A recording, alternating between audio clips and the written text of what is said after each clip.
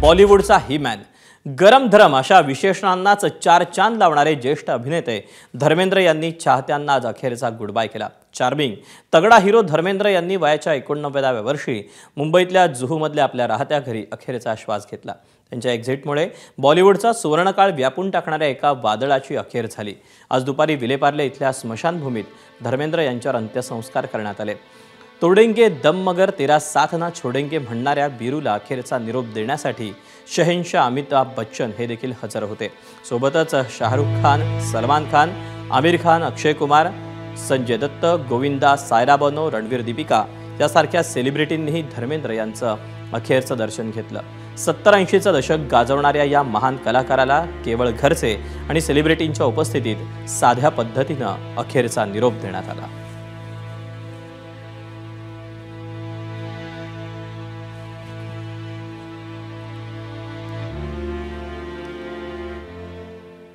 धर्मेंद्र यांचे आजवर कुठले कुठले चित्रपट गाजलेले आहेत आपण ते पाहूया।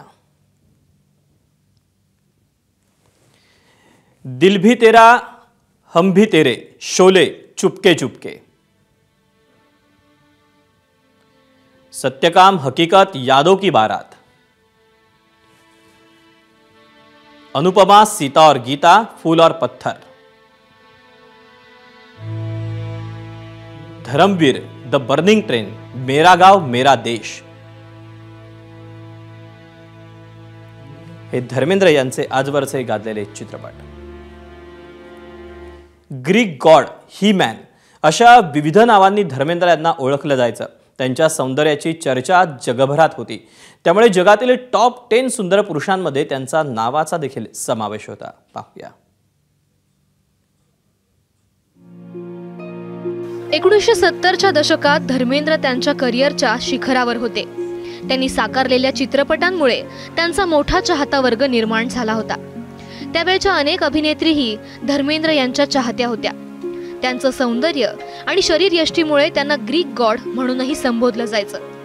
याच काळात अभिनेते धर्मेंद्र यांचा जगातील सर्वात सुंदर पुरुषांच्या यादीत समावेश करण्यात आला होता। अमेरिकन टाइम मॅगझिननं त्यांना जगातील 10 सर्वात सुंदर तरुणांपैकी एक म्हणून सूचीबद्ध केलं होतं। धर्मेंद्र यांच्या चाहत्यांमध्ये प्रसिद्ध ज्येष्ठ अभिनेत्री जया बच्चन यांचाही समावेश होता। जया बच्चन यांनी धर्मेंद्र यांच्यावरच्या प्रेमाची जाहीर कबुलीही दिली होती। कॉफी विथ करण या कार्यक्रमात जया बच्चन यांनी हेमा मालिनींसमोरच त्याबाबतचं वक्तव्य केलं होतं। जया बच्चन काय म्हणाल्या होत्या ते पाहूयात। मला बसंतीची भूमिका करायला हवी होती, कारण मला धर्मेंद्र खूप आवडायचे। जेव्हा मी त्यांना पहिल्यांदा पाहिलं तेव्हा मी खूप घाबरले होते। काय करावं हे मला कळत नव्हतं। तिथे एक देखणा माणूस होता। त्यांनी पांढरी पॅन्ट आणि बूट घातलेले, ते ग्रीक गॉड सारखे दिसत होते। 1971 मध्ये 22 वर्षीय जया बच्चन यांनी गुड्डी या चित्रपटात प्रमुख भूमिका साकारली होती। या चित्रपटात गुड्डी हे पात्र धर्मेंद्र यांनी साकारलेल्या आदर्श या पात्रावर प्रेम करायचं। त्या भूमिकेप्रमाणेच जया बच्चन खऱ्या आयुष्यातही धर्मेंद्र यांच्याबाबत पूर्णपणे प्रभावित झाल्या होत्या। पुढे 2023 मध्ये करण जोहरच्या रॉकी और रानी की प्रेम कहानी या चित्रपटात जया बच्चन आणि धर्मेंद्र एकत्र आले। तेव्हा धर्मेंद्र यांनी इंस्टाग्रामवर जया बच्चन यांच्यासोबतचे फोटो शेअर करत जुन्या आठवणींना उजाळा दिला।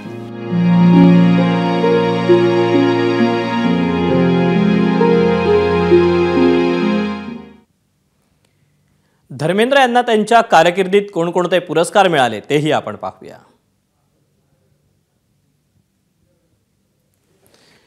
पद्मभूषण पुरस्कार 2012 साली त्यांना देण्यात आला। त्यांचा पद्मभूषण पुरस्कारानं गौरव करण्यात आला।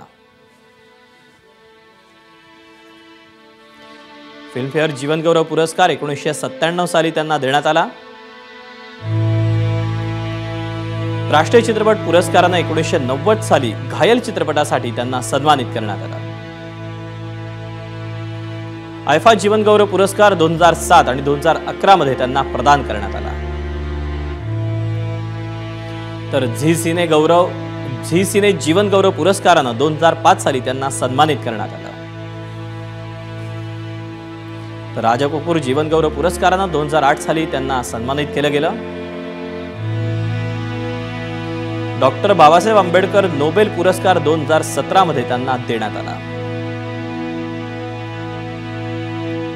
यांनी असे असंख्य पुरस्कार त्यांना मिळाले.